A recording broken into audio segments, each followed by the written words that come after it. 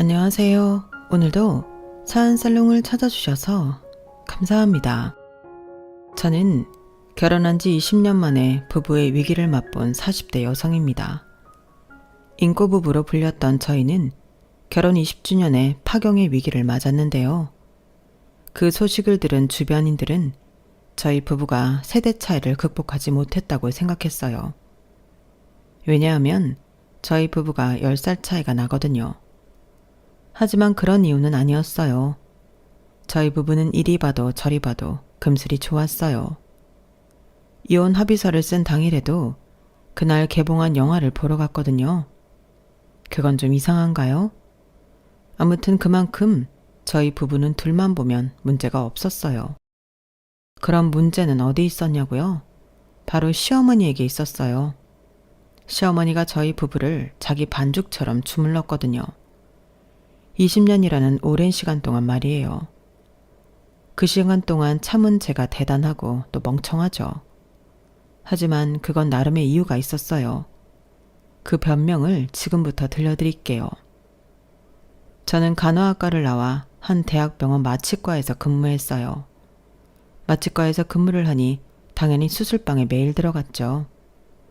비교적 빨리 끝나는 간단한 수술부터 어려운 수술까지 모두 함께 했어요. 처음엔 수술 과정을 지켜보는 일이 쉽지는 않았지만 시간이 약이라고 하죠. 적응이 되다 보니 마취과 간호사의 보람은 여느 집도이들과 다르지 않더라고요. 수술의 성공과 환자의 회복, 그게 전부였어요. 하지만 그렇게 보람을 느끼던 날도 오래 가지 못했어요. 왜냐하면 한 마취과 전공의가 저를 괴롭혔거든요. 그 마취과 전공의는 여자친구가 있는데 그러면서도 이 간호사 저 간호사한테 찝쩍거리던 상태가 안 좋은 사람이었어요. 저는 그 전공의와 마주치지 않으려고 길을 썼어요. 그런데 오히려 그게 눈에 띄었는지 집중적으로 저에게 관심을 보이더라고요. 성희씨, 밥 먹자니까 왜 답장을 안 해요? 성희씨는 가만 보면 사람 애 태우는데 선수라니까? 아니요, 저 시간 없습니다. 공부할 게 많아서요. 에이, 간호사가 뭘 공부할 게 있어요. 의사도 아니고. 비싸게 굴지 말고 밥 한 번 먹자니까. 아니요, 선생님. 앞으로 이러시면 곤란합니다. 수술실에서 배워야 하는데 이러시면 안 되죠. 아, 내가 여자친구 있다고 들어서 그래요? 마취과 지민 씨한테? 나 여자친구 없어요. 어디서 자꾸 유언비어가 퍼지나 몰라. 그러니까 저 선생님 같은 스타일 별로 안 좋아합니다. 제가 든든한 스타일을 좋아해서요. 제가 그렇게 말하니 전공의 표정이 구겨지더니 저를 빤히 쳐다봤어요. 그래서 저는 고개를 꾸벅 숙이고 인사를 한 뒤에 그 자리를 빠져나왔어요. 저는 그 뒤로 그 전공의가 저에게 관심을 끌 줄 알았어요. 그런데 다른 관심을 보이더라고요. 저를 막 미워했어요. 복도에서 저와 마주치면 험상궂은 표정을 짓는다거나 저에게 지시를 내릴 때 소리를 친다거나 실수도 안 했는데 실수를 했다고 저를 혼내거나 그랬어요. 그 전공의가 일부러 그런다는 것을 모르는 교수, 의사, 간호사 직원들은 없었어요. 저는 결국 사직서를 품고 다녔어요. 언제라도 참지 못하면 사직서를 내려고요. 그만큼 즐겁고 보람찼던 병원 생활이 싫고 힘들어졌어요. 그러다 하루는 그 전공의와 수술방을 같이 들어가야 했어요. 정말 가기 싫었어요.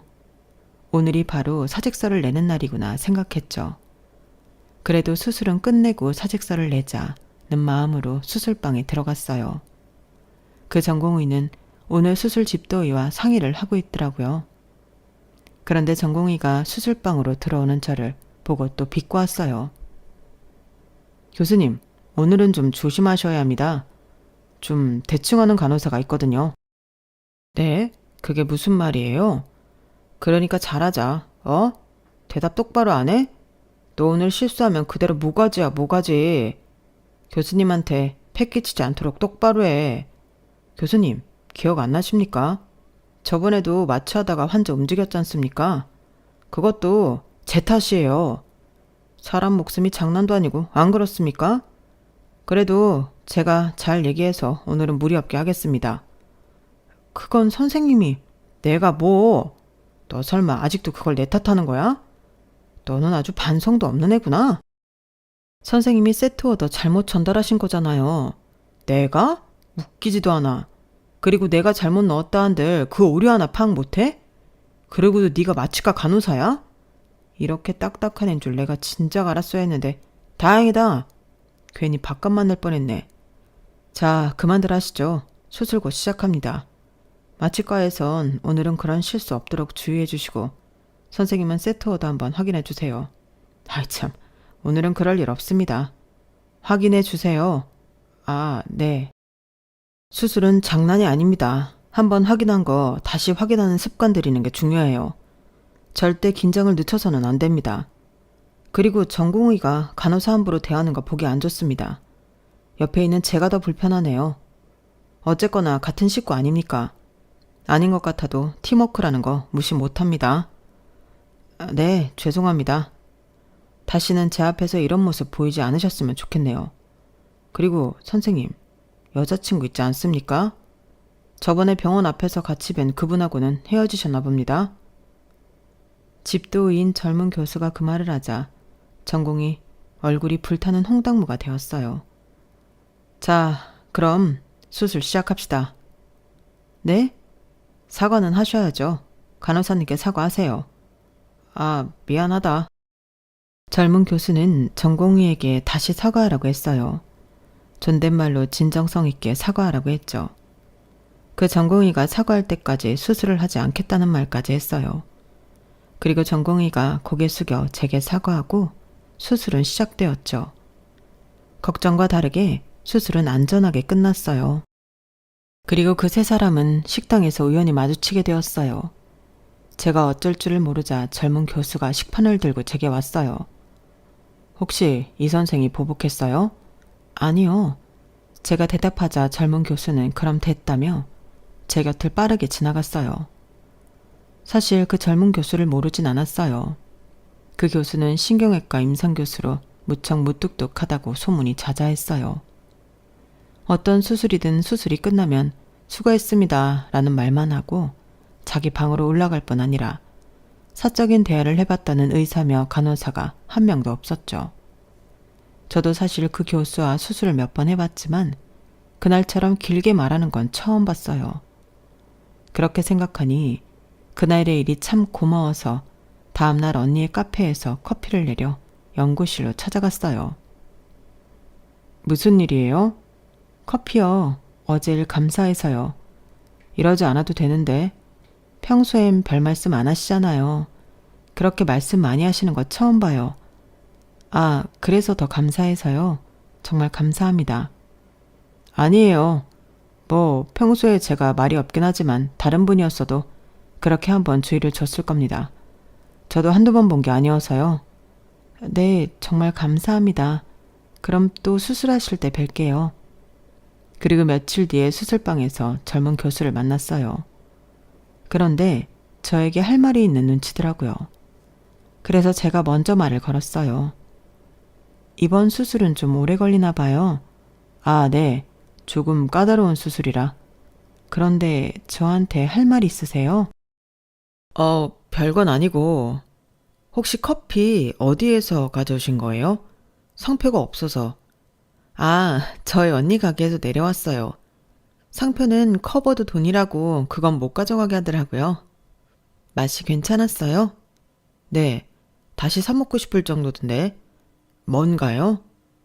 저희 집 바로 앞이라 가까워요. 다음에 사다 드릴까요? 집이 어딘데요? 그렇게 수술이 들어가기 전까지 사적인 대화를 나누다가 또 며칠이 지났어요. 며칠 된 구내식당에서 만났죠. 젊은 교수가 제 앞에 앉길래 조금 이상하다 했는데 다시 커피 이야기부터 시작해서 또 사적인 이야기를 했어요. 집이 어디냐, 언제 입사했냐 이런 이야기를 했죠. 그러다 친해졌어요. 어느 순간부터 수술방에서 만나 제가 반갑게 인사를 하면 젊은 교수 고개를 끄덕이며 같이 인사를 했어요. 그리고 인사가 대화가 되고 대화가 약속이 되고 약속이 데이트가 되면서 저희는 커플이 되었어요. 1년 동안 병원 사람들 몰래 연애를 했어요.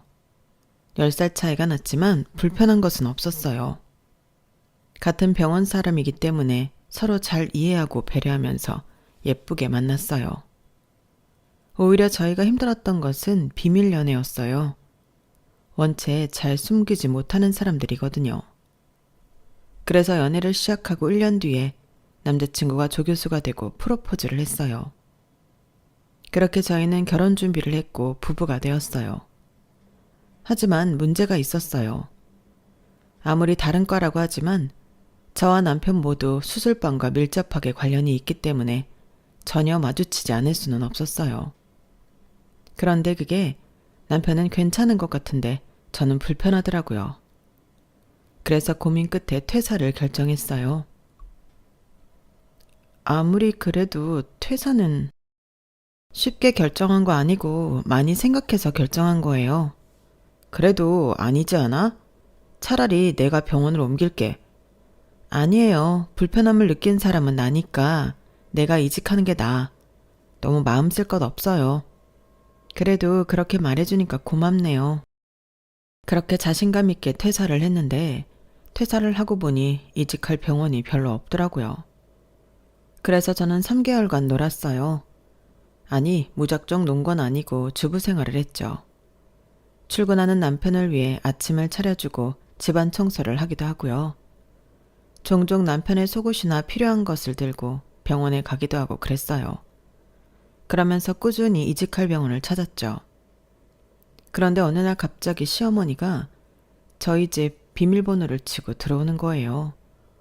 어머님, 무슨 일이세요? 아니, 내가 전에는 매번 청소해주고 반찬 가져다주고 했는데 수환이가 당분간 올 필요 없다고 하잖니. 무슨 일 있나 싶어서. 파출부라도 쓰니? 네? 어머님이 매번 청소하고 반찬 가져다 주셨다고요? 저는 그런 말을 들은 적이 없는데. 그럼 너희 집에 어떻게 맨날 번쩍번쩍하고 반찬이 매일 꽉꽉 채워져 있겠니? 마법도 아니고. 그거야 저도 매번 쓸고 닦았으니까. 반찬은 수환 씨가 가지러 가는 건 줄 알았는데요. 네가 쓸고 닦아봤자 나만큼 하겠어? 청소하면서 이상하지도 않든? 먼지 한 톨 없었을 거 아니야. 그리고 수술 때문에 바쁜 애가 나를 어떻게 찾아오니? 비밀번호도 수환 씨가 가르쳐 준 거예요? 그럼 내가 어떻게 알았겠니? 아, 밖에 너무 덥다 얘. 시원한 거 한 잔 내와라. 어머님, 이제 오시기 전에 연락 한 통만 해주세요. 제가 문 열어드릴게요. 다름이 아니라 더러운 집 보여드리기 제가 부끄러워서요. 너 비밀번호 바꾸려고 그러니? 그럴 필요 없다. 어차피 우리 아들 통하면 다 알게 되어 있어. 아니, 꼭 그런 게 아니라 여기 시원한 커피예요. 이렇게 오시면 제가 좀 당황스러워서요. 청소해주고 반찬 만들어줬더니 뭐? 당황스러워? 은혜를 갚지를 못할 망정 싸가지 없이 그런 말이나 하고. 너 그러면 생활비 깎는다? 생활비요? 그걸 어머님이 왜? 어머, 수환이가 말 안 했니? 니네 생활비 내가 주잖아. 수환이 인턴 때부터 내가 수환이 돈 관리했잖니. 우리 아들이 공부를 잘하지만 돈 관리하고 불리는 건 나를 따라가지 못하거든. 그리고 너도 세상 물정 모르는 나이인데 어떻게 너한테 맡기니? 그럼 그렇다고 말이라도 해주시지 그랬어요. 저는 이제껏 남편이 생활비 준 줄 알았죠. 좀 당황스럽네요. 왜? 기분 나쁘니? 기분 나쁠 게 뭐가 있어? 내가 수환이 돈 막 쓸까봐? 미안하지만 나 수환이 돈 쓴 적 없다. 그만큼 내가 궁핍하지도 않고. 너도 알겠지만 나도 꽤 벌어. 혼자 지내기 무리 없을 정도로 본다고. 너 거울 좀 보고 와라. 네 표정이 감히 시어머니 앞에서 지을 수 있는 표정인지 확인하고 와. 그래서 수환이가 너한테 바로 주지 말고 자기한테 주라고 했구나. 어린 게 몰랐는데 아주 탐욕스럽네. 탐욕스럽다뇨. 어떻게 그런 말씀을 하세요. 제가 어머님 돈을 받는 것도 아니고 저희 남편 월급인데요. 이미 그러기로 약속한 것 가지고 옳다 그르다 말할 것 없다. 내가 돈 관리 대신해주는 걸 나중엔 네가 평생 감사해야 할 거다. 그리고 너 속옷 바꿔야겠더라. 그 속옷 몇 년 입었니? 위생을 생각해서라도 속옷은 자주 바꿔야 해. 그리고 아무리 부부라지만 그런 속옷 입고 다니면 애는 생기겠니? 네? 어머님, 지금 무슨 말씀을 하시는 거예요? 내가 다 너를 위해서 해주는 말이야. 그리고 너 블라우스 단추가 헐거워져서 내가 다시 달아놨다. 그것도 몰랐지? 어쩜 애가 이렇게 눈치가 없어. 너 사회생활은 어떻게 하니? 아, 맞다. 지금은 쉬고 있지? 그래, 너 일자리 빨리 구해라. 우리 아들도 야금야금 쓸 생각하지 말고. 나는 지금 여기서 생활비 더 못 준다. 살림할 거면 지금 돈에서 잘 분배해서 쓰고, 아니면 당장 빨리 일 구해. 요새 남편 돈만 쓰면서 노는 여자가 어딨니? 저 논다고 한 적 없어요. 그리고 지금도 노는 거 아니고요. 일 안 하고 남편 돈 축내는 게 노는 거지 뭐가 아니야. 그래, 말 나온 김에 너 앞으로 가게 부숴서 나한테 줘라. 네가 어느 정도 쓰는지 알아야 내가 생활비를 줄이든지 하지. 그런 거였어요. 시어머니는 저 모르게 저희 부부의 개인적인 공간을 침범하는 것도 모자라 저희 부부의 경제적인 부분까지 관여하고 있었던 거예요. 그날의 충격을 저는 아직도 잊을 수가 없어요. 저는 정말 남편이 생활비를 주고 있다고 믿었거든요. 어느 누가 시어머니가 돈 관리를 대신하고 있다고 생각하겠어요. 누가 말해주지도 않았는데요. 게다가 남편의 통장에서 돈을 받았으니 믿지 않을 것도 없었고요. 그런데 이런 비밀이 있었다니. 저는 너무 충격을 받아서 그 상태로 얼어버렸어요. 그리고 시어머니에게 제대로 된 반격이라고 해야 하나요? 그러지 않았으면 좋겠다고 말하지 못했어요. 게다가 시어머니가 그랬잖아요. 제가 어려서 돈 관리를 맡기지 않았다고요. 그때는 그 변명도 통했어요. 사실 결혼을 하고 나서 남편이 묻기도 전에 제가 돈 관리는 사회생활을 오래 한 남편이 했으면 좋겠다고 했거든요. 남편은 제 말에 별말 없이 고개를 끄덕였는데 그 끄덕임에는 이유가 있었네요. 그 사실을 제가 알았더라면 제가 돈 관리를 했을 거예요. 당연하잖아요. 그리고 저는 돈 관리를 이유로 시어머니가 저희 부부의 사생활을 대놓고 침범하고 있다고 생각했어요. 일단 그게 너무 기분이 나빴죠. 그러니 저는 처음으로 남편이 미워지더라고요. 하지만 그 이후로 입사 원서를 넣은 곳들의 면접을 보러 다니느라 정신이 없었어요. 그래서 남편에게 시어머니에 대해 묻고 정리할 시간이 없었죠. 제가 새로운 병원에 출근을 하고 적응을 하고 나서 남편에게 시어머니에 대해 물었어요. 그 사이 시어머니가 저희 집에 다시 오게 되었다는 건 말 안 해도 아시겠죠. 이젠 대놓고 청소하고 반찬을 해두고 갔어요. 이제 보니 그걸 왜 몰랐을까 싶더군요. 저는 도저히 참을 수 없어서 차에서 남편에게 말했어요. 어머님 집에 오시는 거 왜 말 안 했어요? 아, 괜히 자기가 신경 쓸까봐 그랬지. 그래도 그런 건 이야기를 해줘야 내가 미리 집을 치워놓든지 하죠. 그러니까 자기가 괜히 그럴까봐 말 안 했어. 왜? 어머니가 무슨 말 하셔? 아니요. 꼭 그래서 말하는 건 아니고 그래도 우리 집이잖아요. 아무리 우리를 위해 무언가 해주려고 오신 거라도 아무 연락 없이 문 열고 들어오는 건 좀 아닌 것 같아서. 불편했어? 불편하죠. 자기도 생각해봐요. 집에 들어갔는데 우리 엄마가 연락도 안 하고 와 있으면 어때요? 불편하지 않겠어? 무슨 일이 있어서 오셨겠구나 싶은데. 아, 물론 자기가 불편했다면 미안해. 일부러 그런 건 아니야. 나는 어머니가 바쁜 우리를 위해서 그렇게 해준다고 해서 비밀번호 알려드린 거였어. 내가 매번 열어드릴 수 없으니까. 자기도 그렇고. 그런데 내가 경솔했던 것 같네. 미안해. 그래도 나 퇴사하고부터는 어머니 못지않게 했잖아요. 그럼 내가 이 상황을 불편하게 생각할 수 있겠다고 생각한 거 아니에요? 아니에요. 사과를 받자고 이런 말을 꺼낸 건 아니고 앞으로 그런 일 없었으면 해요. 그렇다고 내가 어머님을 싫어한다거나 그런 건 아닌 거 알죠? 우리 집이니까 그러는 거예요. 아, 어머니가 무슨 말을 했어? 혹시 싸운 건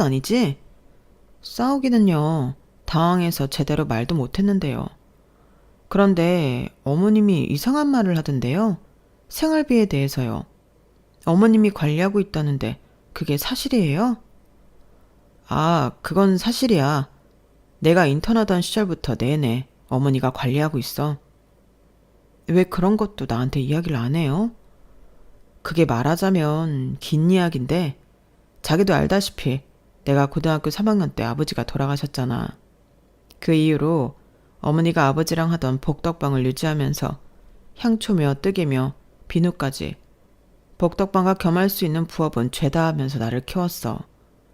돈이 없어서 의대에 진학하지 못할 뻔했는데 어머니가 악착같이 하신 덕분에 의대에 들어갔지.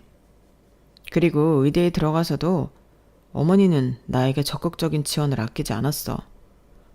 어머니는 공부하는 나한테 단순한 아르바이트도 하지 말라고 했어. 돈 때문에 휴학도 하지 말라고 했지. 나도 그걸 알아서 너무 감사하잖아. 그래서 의과대학 다니면서 다짐을 한 거야.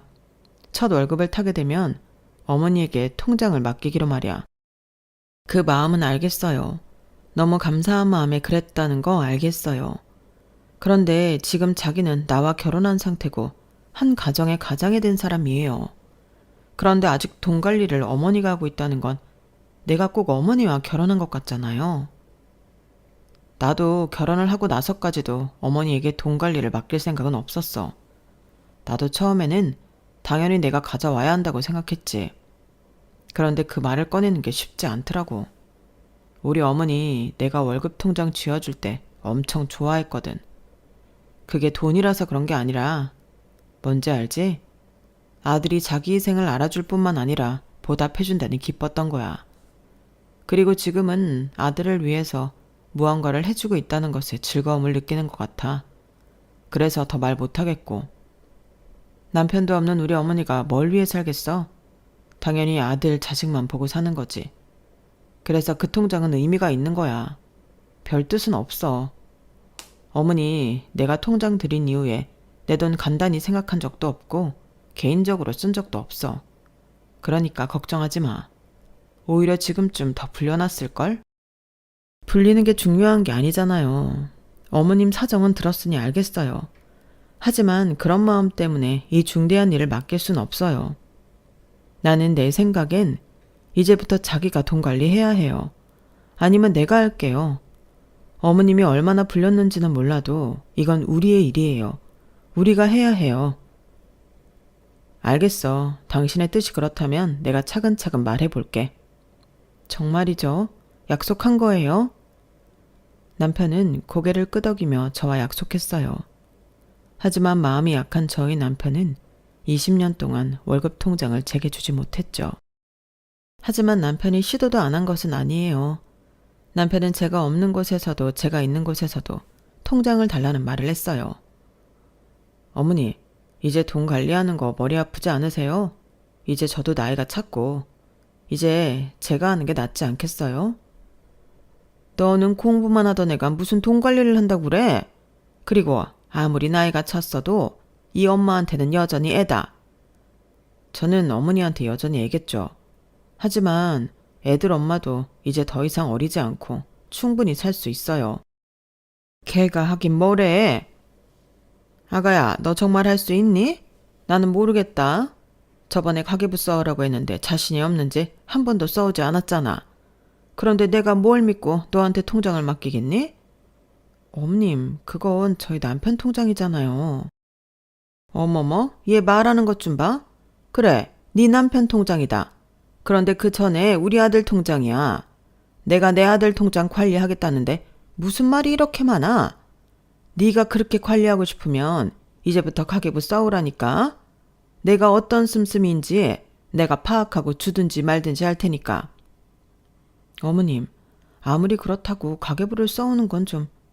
저 어머님이 생각하는 것처럼 그렇게 예쁘게 쓰지 않아요. 그리고 어머님 이제 나이도 있으신데 돈 관리하기 번거롭지 않으세요?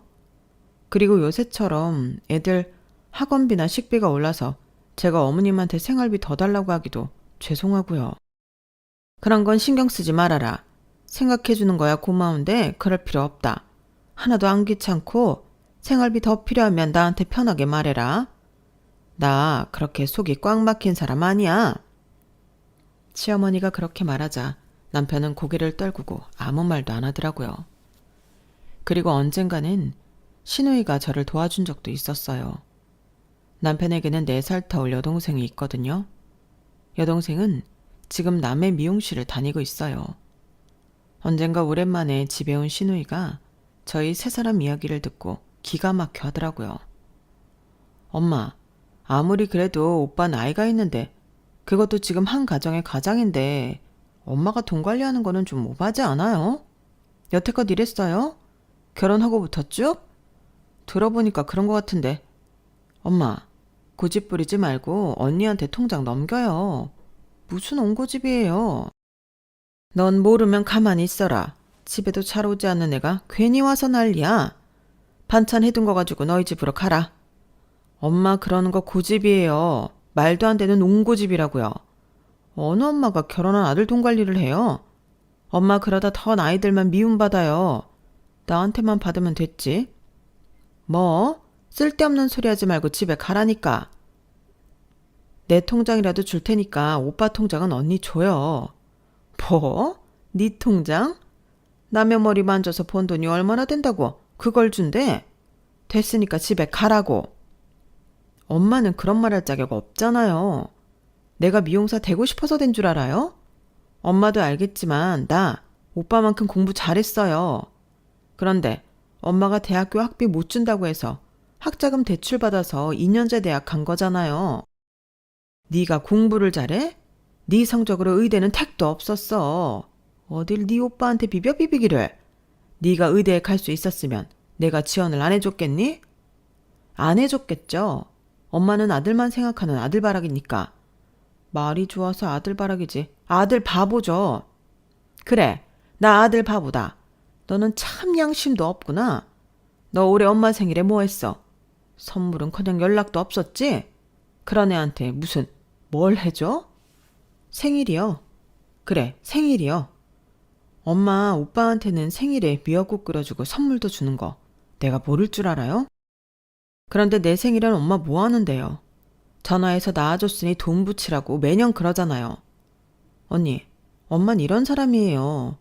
아마 돈 관리 죽을 때까지 할 사람이라고요. 그러니까 이혼을 해요. 아니면 답이 없다니까? 시누이는 집을 한바탕 뒤집어 놓고 그 뒤로는 발길을 끊었어요. 그리고 저는 용기가 생겨 시어머니에게 진지하게 통장을 달라고 말했어요. 그런데 뜻밖의 일이 벌어졌어요. 시어머니가 서류 한 장을 건네더라고요. 그건 바로 남편의 등기부 등본이었어요. 다 합쳐서 30억쯤 될 거다. 내가 돈 관리를 한 건 내가 가장 잘하는 분야를 이용해 투자를 해서 너희 몫으로 남기고 싶어서야. 그뿐이다. 다른 의도는 없어. 너도 알겠지만 내가 우리 아들 돈을 야금야금 쓴 게 아니잖니? 어머님, 이걸 어떻게? 네가 봐도 대단하지? 사실 대학 교수 월급으로는 택도 없는 재산이야. 내가 얼마나 노력했는지 보이니? 그러니까 안심하고 너희들은 벌기나 해. 불리는 건 내가 알아서 해줄 테니까. 물론 네가 이렇게 불릴 수 있다면 통장 가져가도 좋아. 시어머니는 그렇게 말했지만 부동산의 부자도 모르는 제가 어떻게 이 정도로 재산을 불릴 수 있겠어요. 저는 계속 남편의 부동산 등기부 등본을 보면서 어머니가 괜히 복덕방을 오래 유지한 게 아니구나 했어요. 어쩌면 시어머니의 재능을 인정한 거죠. 그래서 그날 이후로 저희 부부는 통장에 대해서 시어머니한테 별말을 하지 않았어요. 웃기게도 사람이 30억이라니까 돈 앞에서 약해지더라고요. 그런데 불과 며칠 전에 시어머니가 저에게 매달 500만 원을 요구했어요. 내 친구들이 그러는데 그렇게 돈 관리해주고 심지어 불려주고 하면 어느 정도 받아야 한다고 하더라고. 그래서 많이는 말고 한 달에 500만 원 보내라. 네? 아니 500만 원이 애들 장난도 아니고 저한테 매달 그렇게 큰 돈이 어딨어요. 제 월급이 500만 원이 안 되는데요. 그건 나도 알지. 그런데 너희 친정 있잖니. 분홍이라며. 딸기하우스 10채는 가지고 있다고 상견례에서 너희 아빠가 자랑을 하지 않았어? 저희 아빠가 무슨 자랑을 했다고. 더군다나 제가 무슨 말을 하면서 그 돈을 달라고 해요. 사실 그대로 전에 시어머니가 통장 관리에서 30억 넘는 재산을 갖게 되었고 앞으로 얼마나 더 불릴지 모르니 매달 500만 원씩 주기로 했다고. 애들은 1000만 원씩 받으라고 하는 걸 내가 반이나 줄인 거다. 어머님, 그건 무리예요. 저희 사정 아시잖아요. 아무리 남편의 의사지만 애들 키우는데 돈이 한두 푼 들어가요? 그러니까 이번 이야기는 없던 걸로 할게요. 무리라는 거 보니 너희 집 분홍은 아닌가 보구나. 하긴 혼수도 제대로 안 했는데 무슨 분홍이야. 저희가 무슨 혼수를 제대로 안 했어요. 구닥다리처럼 이불이나 해왔잖아. 요새 누가 이불 하니? 명품 가방이나 그런 거 하지. 그리고 어차피 그 30억 네 재산 되는 건데 너무 째째하게 구는 거 아니니? 더 생각할 것도 없어. 다음 달부터 내 통장으로 500만 원 송금해. 어머님, 자꾸 왜 이러세요? 그렇게 재고 따지고 할 게 없다니까. 나중에 수해 보는 건 너야. 그래, 나 죽으면 내 재산도 전부 너 가져. 그럼 됐지? 너 내 재산 무시하면 안 된다. 한두 푼이 아니야. 30억까지는 아니지만. 그러니까 500만 원. 알겠지? 네, 알겠어요. 저는 흔쾌히 알겠다고 대답한 뒤에 시어머니를 보내고 반격을 준비했어요. 더는 이대로 가만히처럼 가만히 있지 못하겠더라고요. 솔직히 시어머니가 남편의 월급을 30억 재산으로 불려준 건 감사해요. 감사하죠. 누군가는 그런 시어머니에게 감사할 줄도 모른다고 반격을 하다니 복에 겨웠다고 생각할지도 모르겠네요. 하지만 애초에 저는 시어머니가 제 남편의 돈가리를 막고 있는 것 자체가 불편했어요. 더군다나 아이들이 커서 들어가는 돈이 이만저만이 아닌데 그럴 때마다 시어머니에게 생활비를 늘려달라고 말하기도 좀 그렇잖아요. 그리고 그 말이 애초에 통하지 않았어요. 언제는 편하게 생활비에 대해 말하라고 하더니 시어머니는 다르게 말했어요. 남편과 저희 아이들을 비교했죠. 우리 애들은 학원 안 다니면서 혼자서 알아서 공부했다. 학원을 다녀야 성적이 오른다는 건 공부 못하는 애들이 하는 핑계야. 스스로 공부할 줄 알아야지. 그거 가르치는 것도 부모가 할 일이다. 엄마가 할 일이지. 그래도 어머님, 애들이 잘 못하는 부분을 학원에서 과외해서 보충해 줘야죠. 그래, 네 생각이 그러면 과외가 아니라 학원을 보내라니까. 지금 다니는 학원이 얼마나 좋아. 오래 다녔다고 학년 올라갈 때마다 수업료 많이 올리지도 않고. 그건 그렇지만 너 아들 의대 보낸 내 앞에서 고집 부리지 마. 어디서 헛소문을 들었는지 모르겠지만 과외를 해도 안 될 애들은 안 돼. 그러니까 학원 그대로 보내. 그리고 무조건 대학은 국립 아니면 보내지 마라. 보내고 싶으면 네 돈으로 보내. 나는 절대 못 주니까. 시어머니는 저희 부부의 인생뿐 아니라 저희 아이들 인생까지 주무르려고 했어요. 그래서 저는 남편에게 이혼을 요구했어요. 제가 먼저 작성한 이혼 합의서와 재산분할 협의서, 즉 약정서를 건넸죠. 제 약정서에는 30억 정도 되는 남편의 재산을 모두 저에게 넘기겠다고 적혀 있었어요. 사실 제가 그렇게 욕심이 많은 여자는 아니에요. 하지만 이렇게 해야 시어머니가 열이 받을 것 같더라고요. 그리고 불똥이 튄 남편은 이혼이란 소리에 당황했어요. 우리가 무슨 이혼이야. 우리가 언제 싸운 적이 있기를 해. 말다툼도 잘하지 않았잖아. 내가 나도 모르게 자기에게 실수한 거라도 있어? 그럼 말을 해줘야지. 이렇게 이혼 서류부터 내밀면 당황스럽잖아. 우리는 잘못이 없어. 자기 말대로 우리가 싸운 적도 말다툼을 한 적도 거의 없을 정도로 인고 부부니까. 하지만 난 이대로 도무지 살 수가 없어요. 그러니까 왜 하필 자기 어머니가 그런 사람이었어. 어머니 때문이야? 어머니가 왜? 또 무슨 말 하셨어? 500만 원 달라고 하셨어요. 자기 돈 관리해주고 불려주는 값을 받고 싶대요. 뭐? 500만 원? 그래요. 30억으로 불려줬으니 월 500만 원은 정말 어머님 말대로 약속한 것일지도 몰라요. 하지만 우리가 언제 관리해달라고 했어요? 나는 30억까지 불리길 바라지도 않았다고요. 그것보다 우리끼리 우리 힘으로 불리고 만들어가길 바랐어요. 그런데 자기도 어머님에게 뭐라고 말도 못하고 이젠 한계예요. 저는 이대로 못 살겠어요. 그래서 이혼을 하겠다고? 어쩔 수 있어요. 자기 탓이 없는 것도 아니잖아요. 그러게 마음을 굳게 먹고 어머님한테서 분리되었어야죠. 독립했어야죠. 내가 그 이유를 설명하지 않은 것도 아니잖아. 이유가 뭐가 됐든 이건 아니에요. 저와 남편의 팽팽한 신경전 끝에 남편은 이혼 서류와 약정서를 작성했고 저는 그걸 시어머니에게 보냈어요. 그리고 며칠 뒤 흥분한 표정으로 시어머니가 저희 부부의 집에 쳐들어왔죠. 서류들을 제 앞에서 펄럭펄럭 흔들며 이게 뭐냐고 물었어요. 보는 그대로죠. 너 내가 매달 500만 원 주라고 해서 그래서 시위하는 거니? 아니 너 참 웃긴다. 내가 몇 푼 되지도 않는 월급으로 30억이나 해줬으면 감사해하지도 못할 망정 이혼? 그리고 심지어 그 재산은 홀랑 다 가져가겠다고? 이제껏 어머님한테서 받아온 스트레스 정도를 생각하면 아무것도 아닌걸요? 야, 30억이야. 3억도 아니고 30억이라고. 고작 네 스트레스가 30억을 넘는다고? 우습다. 야, 내가 더 우습다. 네가 관리했으면 이 정도로 불릴 수 있었을 것 같아? 못하죠. 절대 못하죠. 제가 무슨 부동산 투자를 해요. 하지만 그래도 제가 혹은 남편이 관리했다면 지금처럼 되진 않았을 거예요.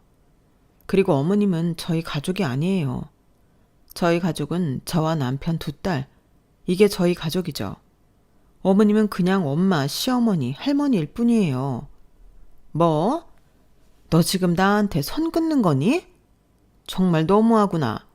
내가 지압이 없이 산 세월이 얼마인데 넌 그런 나를 배려조차 하지 않는구나. 배려해요. 저도 어머니 외로울 거 생각해서 자주 애들 데리고 찾아뵙잖아요. 그런데 딱 거기까지예요. 거기까지 하는 거죠. 피도 눈물도 없는 계집 같은 하고 그래 이혼해라. 내 아들이 너같이 피도 눈물도 없는 여자랑 사느니 혼자 늙어 죽는 게 낫겠다. 대신 약정서를 폐기해. 그건 용납 못한다. 그런데 어머님이 그러셨잖아요. 다 제 재산이라고요. 어머님 재산까지는 가져가지 않을게요. 그런데 이건 그냥 두세요. 건들면 저 가만히 있지 않아요. 네가 가만히 안 있으면 어쩔 건데 믿는 구석이라도 있는가 보지? 그때 안방에서 남편이 나왔어요. 시어머니의 본 모습을 처음 본 거였죠. 남편은 충격을 받은 얼굴로 저와 시어머니를 번갈아 봤어요. 그리고 시어머니를 현관까지 끌고 갔죠. 아들아, 정신 차려라. 그게 30억이다. 무려 30억이라고. 그 돈을 저 계집애한테 다 털릴 셈이냐? 그걸 엄마가 어떻게 불렸는데. 어머니, 이런 식으로 제 부인을 대했어요? 이제껏 말이에요. 저에겐 그렇게 말하지 않았잖아요.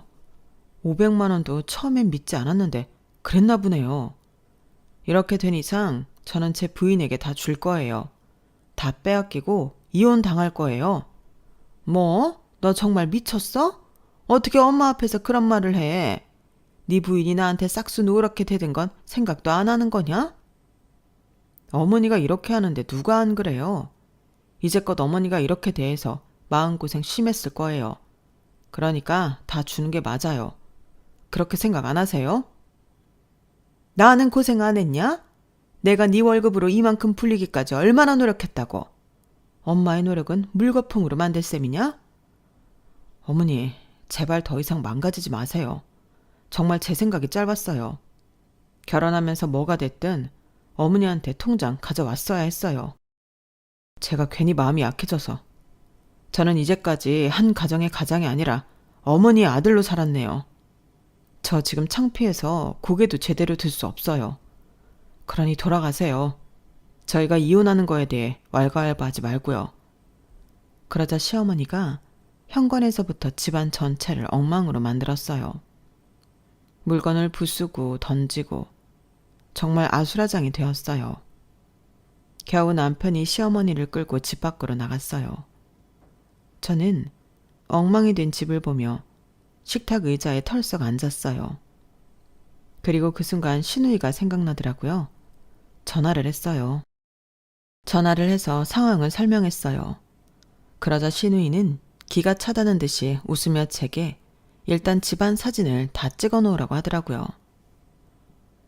왜요? 자랑거리도 아닌데. 언니, 왜 이렇게 물러요? 그걸로 주거침입죄, 재물손괴죄로 신고해야죠. 네? 어물림을요? 엄마가 거기서 끝날 것 같아요? 무조건 증거는 남겨놔야 해요. 다음부터는 녹음도 해놔요. 이기려면 철저해야죠. 일단 신우이의 말대로 엉망이 된 집을 사진 찍어뒀어요. 그리고 다음날 출근을 하는데 시어머니가 제 직장에 있었어요. 어머님, 무슨 일이세요? 아직 그래도 날 어머님이라고 부르는구나? 속이 좋은 건지 악독한 건지. 너 당장 약정서 다시 써. 안 그러면 나 여기서 안 나갈 거야. 그러면서 시어머니는 크게 노래를 틀었어요. 저는 정말 창피했어요. 제 동료들까지 시어머니를 말렸어요. 하지만 시어머니는 그럴수록 노래를 더 크게 틀었어요. 병원 전체에 뱀이다 하는 노래가 울려 퍼졌죠. 결국 다른 동료가 경비를 불러 시어머니를 내쫓았어요. 너 지금 이러는 거 평생 후회할 거야. 그리고 저는 원장에게 엄청 혼났죠. 상황이 이렇게 되니 저도 독해지더라고요. 저는 CCTV 녹화본을 받았어요. 그리고 전날 시어머니가 엉망으로 만든 집 사진과 함께 시어머니를 주거침입, 재물손괴, 업무방해죄로 고소했어요. 물론 그 전에 남편과 상의를 했죠. 이런 일이 있었고 이런 결정을 내렸다고 말하니 남편은 한참 말이 없었어요. 그리고 딱 한마디를 했어요. 자기의 안전을 위해서라도 그렇게 한다면 해야지. 그러면서 제 안전을 걱정했어요. 남편의 그런 모습은 제게 힘이 되었어요. 저는 무사히 고소를 마쳤고 시어머니는 재판을 받았어요. 검사의 추궁에 시어머니는 울기 시작했죠. 제대로 말을 하지 못했어요. 그리고 시어머니가 울자 저는 남편이 걱정되어서 남편을 쳐다봤어요. 그런데 남편은 저를 걱정하고 있더라고요. 그럼에도 이 자리가 불편해서 저는 재판장을 나가려고 했어요. 자리에서 일어나니 같이 온 신우이가 제 손을 잡고 저를 앉히더라고요. 여기서 말리면 안 돼요. 나가는 순간 지는 거예요. 엄마한테 유리하게 흘러가는 순간 무죄예요. 그러니 앉아 있어요. 처음 보는 신우이의 강경함에 저는 당황했지만 신우의 말이 맞는 것도 같아서 자리에 앉아 시어머니의 재판이 끝날 때까지 기다렸어요. 그리고 시어머니는 징역 1년을 선고받았어요. 항소하겠어요. 제가 어떻게 징역형이에요? 내가 뭘 했다고? 당장 항소해요. 시어머니는 재판 결과를 받아들이지 못하고 항소를 하겠다고 난리를 부렸어요. 판사가 고개를 절레절레 저으며 재판장을 떠났죠. 눈이 빨개질 정도로 우는 시어머니에게 저희 세 사람은 다가갔어요. 남편은 시어머니에게 할 말이 있다며 잠시 시간을 달라고 관계자에게 말했죠. 무슨 할 말이 있니? 몸 아파 낳아준 엄마를 감옥에 보내놓고서? 반성의 기미가 없으니까 징역이 나온 것 아니에요. 반성하는 모습만 보였으면 벌기멍으로 끝났을 텐데. 그걸 위로라고 하는 거니? 아들아, 정신 차려. 여자 때문에 엄마를 감옥에 보내고. 하지만 전 기회라고 생각해요. 안 그랬으면 저희 와이프 말대로 독립할 수 없었을 테니까요. 그래서 말인데 출소하면 누구도 찾지 말아요. 저도 제 와이프도 여동생도. 누구도 찾지 말고 어머니 혼자 살아요. 그럴 수 있죠? 어머니는 알아서 잘하는 사람이니까 걱정은 안 할게요. 너 끝까지? 오빠 말이 맞아. 이렇게라도 하지 않았으면 오빠가 어떻게 엄마의 그늘에서 벗어났겠어? 이제 엄마한테 자식은 없어. 그러니까 혼자 잘 살아요. 너는 딸이라는 게 엄마가 안쓰럽지도 않니? 엄마가 나를 안쓰럽게 봐야죠. 엄마가 나한테 해준 게 뭐가 있다고. 그게 엄마한테 할 소리야? 엄마는 나보다 더 했어요. 출소하면 한 번은 날 찾아와요. 내가 다 얘기해 줄 테니까. 엄마가 나한테 어떤 폭언을 했는지. 이제 가셔야 합니다. 두 남자가 시어머니를 양쪽에서 잡고 끌고 갔어요. 시어머니는 눈물을 뚝뚝 흘리며 저희를 노려봤어요. 그렇게 시어머니는 감옥에 가게 되고 저희 부부는 이혼 소송을 취하했어요. 그리고 남편과 저는 다른 도시로 이사를 갔죠. 새로운 직장에서 새롭게 시작하는 게 좋을 것 같아서요. 그것에 남편도 동의했고요. 남편은 자기 어머니를 버리고 본인이 선택한 본인이 가정에 충실하기로 결심한 거예요. 그걸 처음으로 남편의 월급 통장을 받았어요. 감회가 새롭더군요. 시어머니처럼 30억 그 이상으로 불리긴 힘들겠지만 최선을 다해 관리해 보려고 해요. 그리고 시어머니가 불린 30억의 재산은 모두 팔았어요. 출소 후 시어머니가 찾아올 것을 대비한 것도 있지만 일정 부분은 드리고 그것조차 처음부터 다시 시작하고 싶었거든요. 그래서 지금 저희 부부는 부동산에 대해 공부 중이에요. 앞으로 저희만의 방식으로 투자를 하려고요. 그리고 저에게 도움을 준 시누이에게는 새로 미용실을 개업해줬어요. 제 은인이니 그렇게라도 보답해주고 싶었거든요. 여기까지가 시어머니를 감옥에 넣은 저희 이야기입니다. 어떤 사람들은 아무리 그래도 시어머니인데 너무한 거 아니냐고 저를 질책할지도 모르겠어요. 하지만 전 후회하지 않아요. 겁나지도 않고요.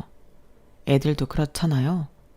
말로 타일러 제대로 알아듣는 애가 있는 반면 어떻게든 해야 겨우 말을 듣는 애가 있잖아요.